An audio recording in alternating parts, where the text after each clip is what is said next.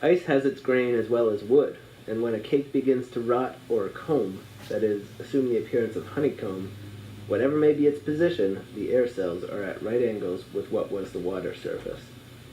Where there is a rock or a log rising near to the surface, the ice over it is much thinner, and is frequently quite dissolved by this reflected heat.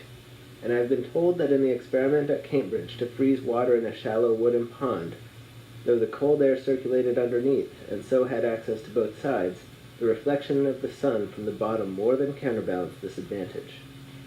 When a warm rain in the middle of the winter melts off the snow ice from Walden, and leaves a hard, dark, or transparent ice on the middle, there will be a strip of rotten through the thicker white ice, a rod or more wide, about the shores, created by this reflected heat. Also, as I have said, the bubbles themselves within the ice operate as burning glasses to melt the ice beneath. The phenomena of the year take place every day in a pond on a small scale. Every morning, generally speaking, the shallow water is being warmed more rapidly than the deep, though it may not be made so warm after all, and every evening it is being cooled more rapidly until the morning. The day is an epitome of the year. The night is the winter, the morning and evening are the spring and fall, and the noon is the summer. The cracking and booming of the ice indicate a change of temperature. One pleasant morning after a cold night, February 24th, 1850, having gone to Flint's Pond to spend the day, I noticed with surprise that when I struck the ice with the head of my axe, it resounded like a gong for many rods around, or as if I had struck on a tight drumhead. The pond began to boom about an hour after sunrise, when it felt the influence of the sun's rays slanted upon it from over the hills. It stretched itself and yawned like a waking man with a gradually increasing tumult, which was kept up 3 or 4 hours. It took a short siesta at noon, and boomed once more toward night, as the sun was withdrawing his influence.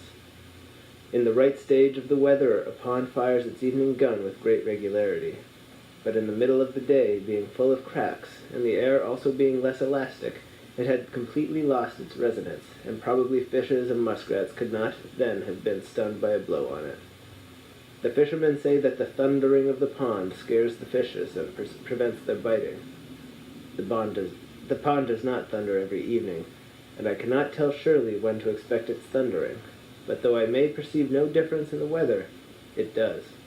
Who would have suspected so large and cold and thick-skinned a thing to be so sensitive? Yet it has its law to which it thunders obedience when it should as surely as the buds expand in the spring. The earth is all alive and covered with papilla. The largest pond is as sensitive to atmospheric changes as the globule of mercury in its tube. One attraction in coming to the woods to live was that I should have leisure and opportunity to see the spring come in.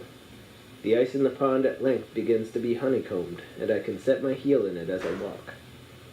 Fogs and rains and warmer suns are gradually melting the snow. The days have grown sensibly longer, and I see how I shall get through the winter without adding to my woodpile, for large fires are no longer necessary. I am on the alert for the first signs of spring, to hear the chance note of some arriving bird, or the striped squirrel's chirp, for his stores must be now nearly exhausted, or see the woodchuck venture out of his winter quarters. On the 13th of March, after I had heard the bluebird, song sparrow, and redwing, the ice was still nearly a foot thick. As the weather grew warmer, it was not sensibly worn away by the water, nor broken up and floated off as in rivers, but, though it was completely melted for half a rod in width about the shore, the middle was merely honeycombed and saturated with water, so that you could put your foot through it when 6 inches thick. But by the next day evening, perhaps, after a warm rain followed by fog, it would have wholly disappeared, all gone off with the fog, spirited away. One year I went across the middle only 5 days before it disappeared entirely. In 1845, Walden was first completely open on the 1st of April, in 46, the 25th of March, in 47, the 8th of April, in 51, the 28th of March, in 52, the 18th of April, in 53, the 23rd of March, in 54, about the 7th of April. Every incident connected with the breaking up of the rivers and ponds and the settling of the weather is particularly interesting to us who live in a climate of so great extremes. When the warmer days come, they who dwell near the river hear the ice creak at night, with a startling whoop as loud as artillery, as if its icy fetters were rent from end to end, and within a few days see it rapidly going out. So the alligator comes out of the mud with quakings of the earth. One old man, who has been a close observer of nature, and seems as thoroughly wise in regard to all her operations as if she had been put upon the stocks when he was a boy, and he had helped her to lay her keel, who has come to his What was that? One old man, who has been a close observer of nature, and seems as thoroughly wise in regard to all her operations, as if she had been put upon the stocks when he was a boy, and he had helped to lay her keel, who has come to his growth, and can hardly acquire more of natural lore if he should live to the age of Methuselah, told me, and I was surprised to hear him express wonder at any of nature's operations, for I thought that there were no secrets between them, that one spring day he took his gun and boat, and thought that he would have a little sport with the ducks. There was ice... There was ice still on the meadows, but it was all gone out of the river, and he dropped down without obstruction from Sudbury, where he lived, to Fairhaven Pond, which he found unexpectedly covered for the most part with a firm field of ice. It was a warm day, and he was surprised to see so great a body of ice remaining. Not seeing any ducks, he hid his boat on the north or back side of an island in the pond, and then concealed himself in the bushes on the south side to await them. The ice was melted for 3 or 4 rods from the shore, and there was a smooth and warm sheet of water, with a muddy bottom, such as the ducks love, within, and he thought it likely that some would be along pretty soon. After he had lain there still, about an hour, he heard a low and seemingly very distant sound, but singularly grand and impressive, unlike anything he had ever heard, gradually swelling and increasing, as if it would have a universal and memorable ending, a sudden rush and roar, which seemed to him all at once like the sound of a vast body of fowl coming in to settle there, and seizing his gun, he started up in haste and excited, but he found to his surprise that the whole body of the ice had started while he lay there and drifted into the shore, and the sound he had heard was made by its edge grating on the shore, at first gently nibbled and crumbled off, but at length heaving up and scattering its wrecks along the island to considerable height before it came to a standstill. At length the sun's rays have attained the right angle, and warm winds blow up mist and rain and melt the snowbanks, and the sun dispersing the mist smiles on a checkered landscape of russet and white smoking with incense, through which the traveler picks his way from islet to islet, cheered by the music of 1,000 tinkling rills and rivulets, whose veins are filled with the blood of winter which they are bearing off. Few phenomena gave me more delight than to observe the forms which thawing sand and clay assume in flowing down the sides of a deep cut on the railroad, through which I passed on my way to the village, a phenomenon not very common on so large a scale, though the number of freshly exposed banks of the right material must have been greatly multiplied since railroads were invented. The material was sand of every degree of fineness and of various rich colors, commonly mixed with a little clay. When the frost comes out in the spring, and even in a thawing day in the winter, the sand begins to flow down the slopes like lava, sometimes bursting out through the snow and overflowing it where no sand was to be seen before. Innumerable little streams overlap and interlace one with another, exhibiting a sort of hybrid product, which obeys halfway the law of currents and halfway that of vegetation. As it flows, it takes the forms of sappy leaves or vines, making heaps of pulpy sprays a foot or more in depth, and resembling, as you look down on them, the lacinated, lobed, and imbricated thalluses of some lichens, or you are reminded of coral, of leopard's paws or bird's feet, of brains or lungs or bowels, and excrements of all kinds. It is a truly grotesque vegetation, whose forms and color we see imitated in bronze, a sort of architectural foliage more ancient and typical than acanthus, chicory, ivy, vine, or any vegetable leaves, destined, perhaps, under some circumstances to become a puzzle to future geologists.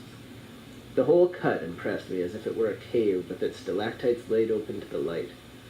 The various shades of the sand are singularly rich and agreeable, embracing the different iron colors, brown, gray, yellowish, and reddish. When the flowing mass reaches the drain at the foot of the bank, it spreads out flatter into strands, the separate streams losing their semi-cylindrical form and gradually becoming more flat and broad, running together as they are more moist till they form an almost flat sand, still variously and beautifully shaded, but in which you can trace the original forms of vegetation. till at length in the water itself they are converted into banks, like those formed off the mouths of rivers, and the forms of vegetation are lost in the ripple marks on the bottom. The whole bank, which is from 20 to 40 feet high, is sometimes overlaid with a mass of this kind of foliage, or sandy rupture, for a quarter of a mile on one or both sides, the produce of one spring day. What makes this sand foliage remarkable is its springing into existence thus, suddenly. When I see on the one side the inert bank, for the sun acts on one side first, and on the other this luxuriant foliage, the creation of an hour, I am affected as if in a peculiar sense I stood in the laboratory of the artist who made the world in me, had come to where he was still at work, sporting on this bank, and with excess of energy strewing his fresh designs about. I feel as if I were nearer to the vitals of the globe, for this sandy overflow is something such a foliaceous mass of the vitals of the animal body. You find thus in the very sands an anticipation of the vegetable leaf. No wonder that the earth expresses itself outwardly in leaves, it so labors with the idea inwardly. The atoms have already learned this law, and are pregnant by it. The overhanging leaf sees here its prototype. Internally, whether in the globe or animal body, it is a thick, moist lobe, a word especially applicable to the liver and lungs of the leaves of fat. From labor, lapsus, to flow or slip downward, a lapsing. Globus, lobe, globe, also lap, flap, and many other words. Externally, a dry, thin leaf, even as the F and B are pressed and dried B. The radicals of lobe are LB, the soft mass of the B, single-lobed or double-lobed, with a liquid behind it, pressing it forward. And globe, I'm going to reread this one for you, everybody. Internally, whether in the globe or animal body, it is a moist, thick lobe, a word especially applicable to the liver and lungs and the leaves of fat. Labor, lapsus, to flow or slip downward, a lapsing. Globus, lobe, globe, also lap, flap, and many other words. Externally, a dry, thin leaf, even as the and are pressed and dried. The radicals of lobe are the soft mass of the b, single-lobed, or b, double-lobed, with a liquid pressing it forward. In globe, the guttural g adds to the meaning and capacity of the throat. The feathers and wings of birds are still drier and thinner leaves.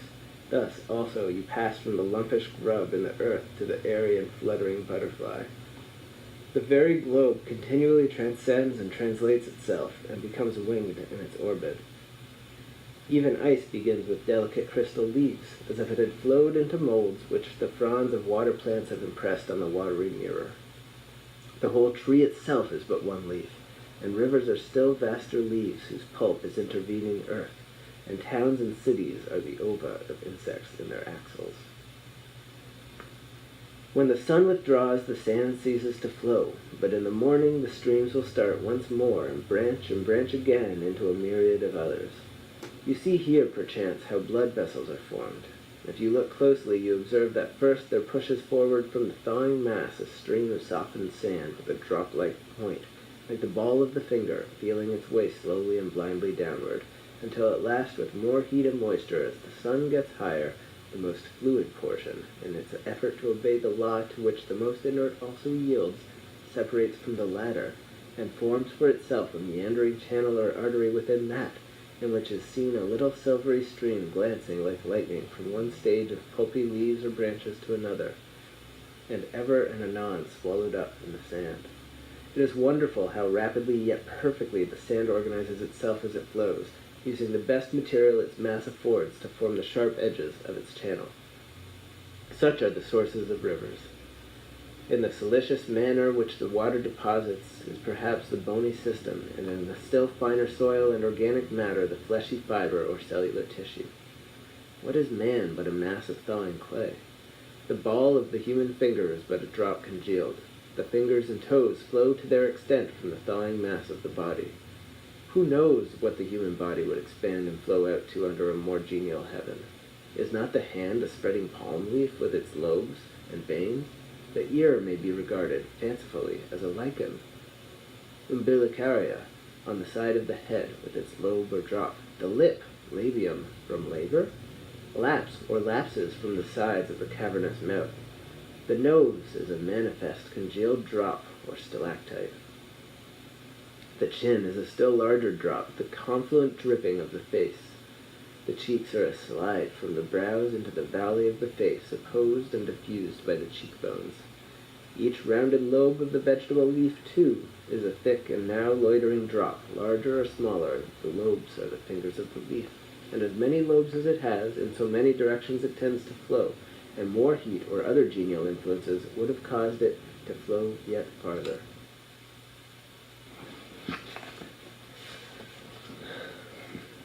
Thus it seemed that this one hillside illustrated the principle of all of the operations of nature. The maker of this earth but patented a leaf. What Champollion will decipher this hieroglyphic for us, that we may turn over a new leaf at last? This phenomenon is more exhilarating to me than the luxuriance and fertility of vineyards. True, it is somewhat experimentitious in its character, and there is no end to the heaps of liver lights and bowels, as if the globe were turned wrong side outward. But this suggests at least that nature has some bowels, and there again is mother of humanity. This is the frost coming out of the ground. This is spring. It precedes the green and flowery spring, as mythology precedes regular poetry. I know of nothing more purgative of winter fumes and indigestions. It convinces me that earth is still in her swaddling clothes, and stretches forth baby fingers on every side. Fresh curls spring from the baldest brow. There is nothing inorganic. These foliaceous heaps lie along the bank like the slag of a furnace, showing that nature is in full blast within. The earth is not a mere fragment of dead history, stratum upon stratum like the leaves of a book, to be studied by geologists and antiquaries chiefly, but living poetry like the leaves of a tree, which precede flowers and fruit. Not a fossil earth, but a living earth, compared with whose great central life all animal and vegetable life is merely parasitic. Its throes will heave our exuviae from their graves. You may melt your metals and cast them into the most beautiful molds you can. They will never excite me, like the forms which this molten earth flows out into. And not only it, but the institutions upon it, are plastic like clay in the hands of the potter. Ere long, not only on these banks, but on every hill and plain and in every hollow, the frost comes out of the ground like a dormant quadruped from its burrow, and seeks the sea with music, or migrates to other climes in clouds. Thaw with his gentle persuasion is more powerful than Thor with his hammer. The one melts, the other but breaks in pieces. When the ground was partially bare of snow and a few warm days had dried its surface somewhat, it was pleasant to compare the first tender signs of the infant year just peeping forth with the stately beauty of the withered vegetation which had withstood the winter. Life everlasting, goldenrods, pinwheels, and graceful wild grasses, more obvious and interesting frequently than in summer even, as if their beauty was not ripe till then. Even cotton grass, cattails, mulleins, johnswort, hardhack, meadowsweet, and other strong-stemmed plants, those unexhausted granaries which entertain the earliest birds, decent weeds at least, which widowed nature wears. I am particularly attracted by the arching and sheaf-like top of the woolgrass. It brings back the summer to our winter memories, and is among the forms which art loves to copy, and which, in the vegetable kingdom, have the same relation to types already in the mind of man that astronomy has. It is an antique style older than Greek or Egyptian. Many of the phenomena of winter are suggestive of an inexpressible tenderness and fragile delicacy. We are accustomed to hear this king described as a rude and boisterous tyrant, but with the gentleness of a lover he adorns the tresses of summer. At the approach of spring, the red squirrels got under my house, 2 at a time, directly under my feet as I sat reading or writing, and kept up the queerest chuckling and chirruping and vocal pirouetting and gurgling sounds that ever were heard. And when I stamped, they only chirruped the louder, as if past all fear and respect in their mad pranks, defying humanity to stop them. No, you don't. Chicory, chicory! They were wholly deaf to my arguments, or failed to perceive their force, and fell into a strain of invective that was irresistible. The first sparrow of spring, the year beginning with younger hope than ever, the faint silvery warblings heard over the partially bare and moist fields from the bluebird, the song sparrow, and the redwing, as if the last flakes of winter tinkled as they fell. What at such a time are histories, chronologies, traditions, and all written revelations? The brooks sing carols and glees to the spring. The marsh hawk sailing low over the meadow is already seeking the first slimy life that awakes. The sinking sound of melting snow is heard in all dells, and the ice dissolves apace in the ponds. The grass flames up on the hillsides like a spring fire, et primitus orator herba imbrimatus primorbidas evocata, as if the earth sent forth an inward heat to greet the returning sun. Not yellow, but green is the color of its flame, the symbol of perpetual youth. The grass blade, like a long green ribbon, streams from the sod into the summer, checked indeed by the frost, but anon pushing on again, lifting its spear of last year's hay with the fresh life below. It grows as steadily as the rail oozes out of the ground. It is almost identical with that, for in the growing days of June, when the rills are dry, the grass blades are their channels, and from year to year the herds drink at this perennial green stream, and the mower draws from it betimes their winter supply. So our human life but dies down to its root, and still puts forth its green blade to eternity. Walden is melting apace. There is a canal 2 rods wide along the northerly and westerly sides, and wider still at the east end. A great field of ice has cracked off from the main body. I hear a song sparrow singing from the bushes on the shore.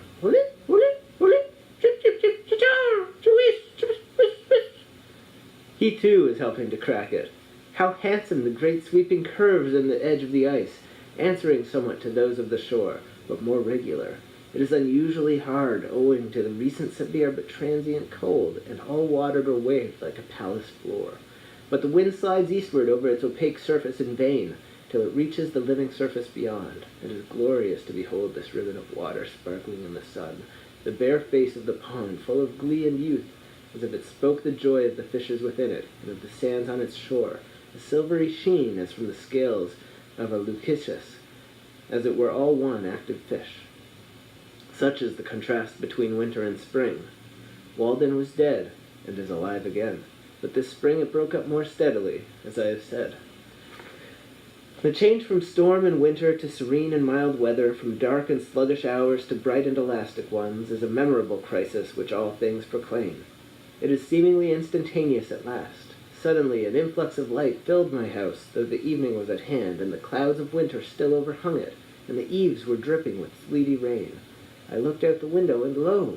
Where yesterday was cold gray ice, there lay the transparent pond, already calm and full of hope as in a summer evening, reflecting a summer evening sky in its bosom, though none was visible overhead, as if it had intelligence with some remote horizon.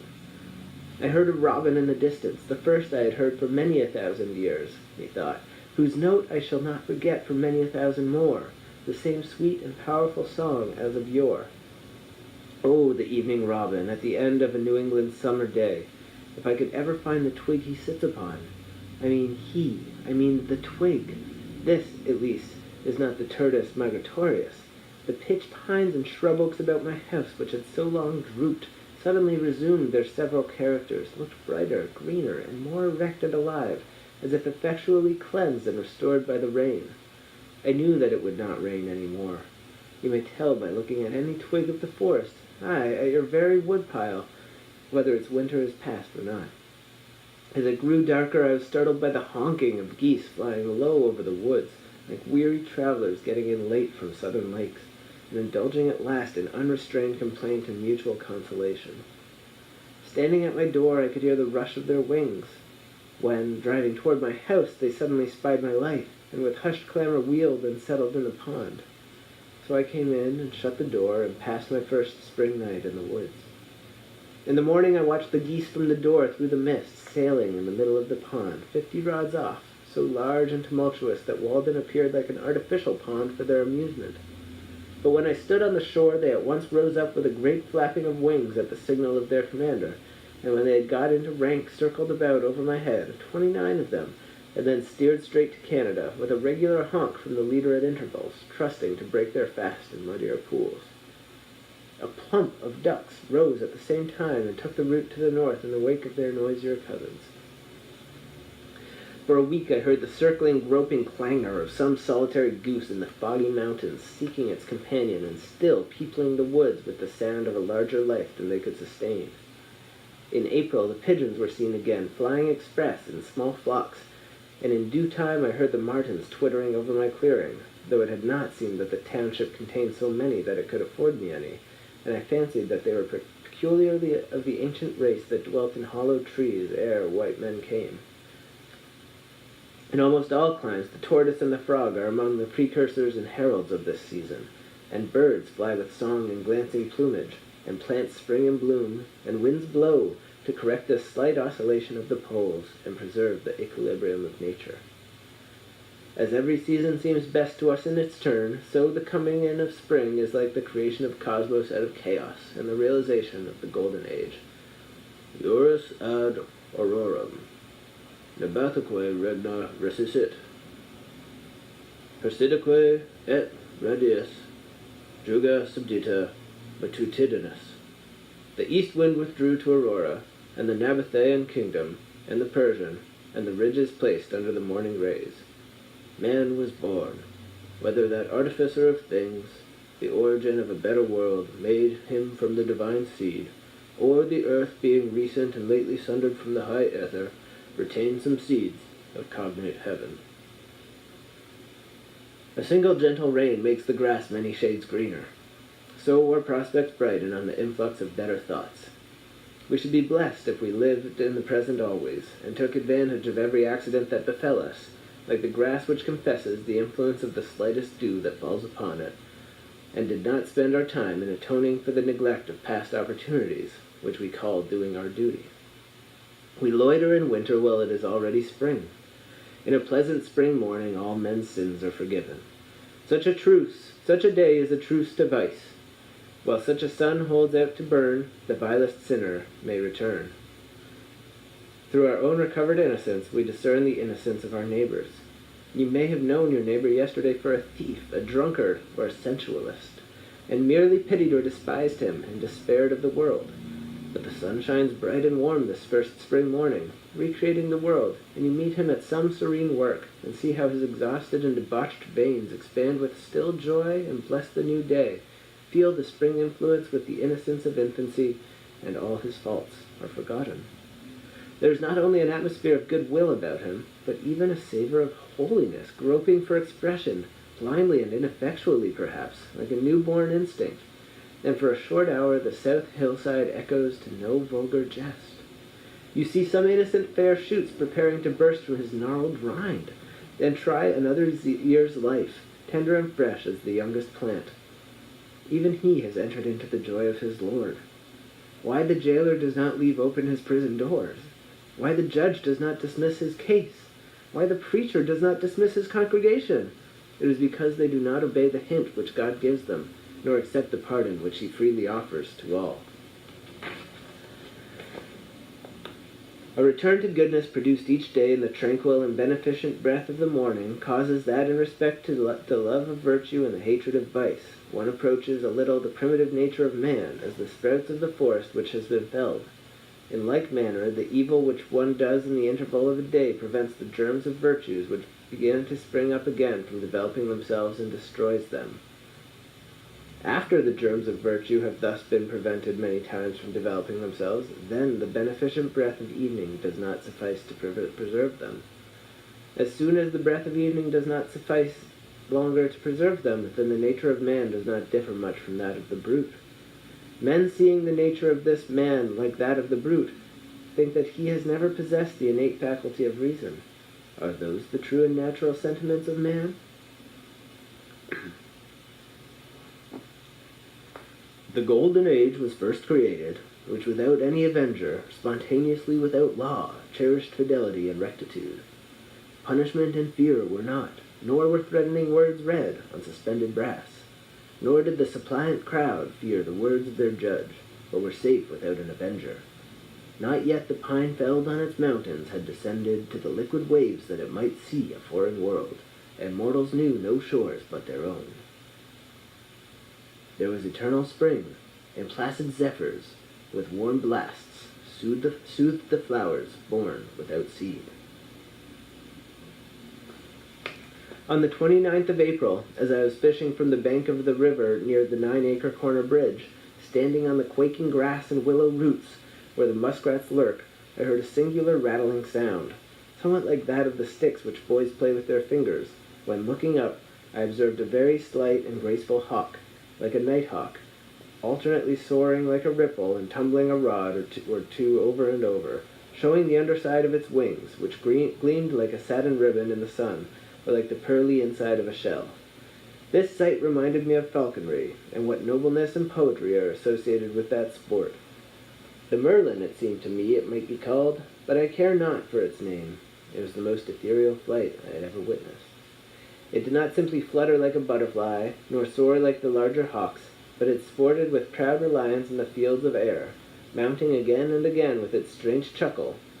It repeated its free and beautiful fall, turning over and over like a kite, and then recovering from its lofty tumbling, as if it had never set its foot on terra firma. It appeared to have no companion in the universe, sporting there alone, and to need none but the morning and the aether in which it played. It was not lonely, but made all the earth lonely beneath it. Where was the parent which hatched it, its kindred, and its father in the heavens? The tenant of the air, it seemed related to the earth but by an egg hatched some time in the crevice of a crag. Or was its native nest made in the angle of a cloud, woven of the rainbow's trimmings in the sunset sky, and lined with some soft midsummer haze caught up from earth? Its airy now some cliffy cloud. Beside this I got a rare mess of golden and silver and bright cupreous fishes, which looked like a string of jewels. Ah! I have penetrated to those meadows on the morning of many a first spring day, jumping from hummock to hummock, from willow root to willow root, when the wild river valley and the woods were bathed in so pure and bright a light as would have waked the dead, if they had been slumbering in their graves, as some suppose. There needs no stronger proof of immortality. All things must live in such a light. O death, where was thy sting? O grave, where was thy victory then? Our village life would stagnate if it were not for the unexplored forests and meadows which surround it. We need the tonic of wildness, to wade sometimes in marshes where the bittern and the meadow hen lurk, and hear the booming of the snipe, to smell the whispering sedge where only some wilder and more solitary fowl builds her nest, and the mink crawls with its belly close to the ground.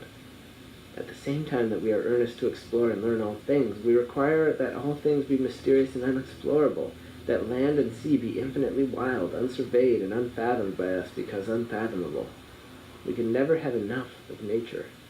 We must be refreshed by the sight of inexhaustible vigor, vast and titanic features, the sea-coast with its wrecks, the wilderness with its living and decaying trees, the thundercloud, and the rain which lasts 3 weeks and produces freshets. We need to witness our own limits transgressed, and some life pasturing freely where we never wander.